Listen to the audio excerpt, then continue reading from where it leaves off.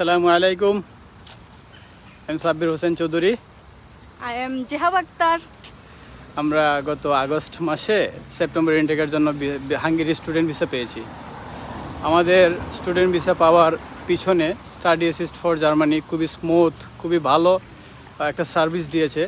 Specially Samia Islam আপু, উনি খুবই স্মুথলি ভাইয়ের মতো করে A to Z সার্ভিস দিয়েছে। ওদের সাথে কমিউনিকেশনটা খুবই ভালো। আমি আমার এক্সপিরিয়েন্স অনুযায়ী বলতেছি। আর শাওন ভাইয়া, লাম ভাইয়া ওরা খুবই সাপোর্ট দিছে।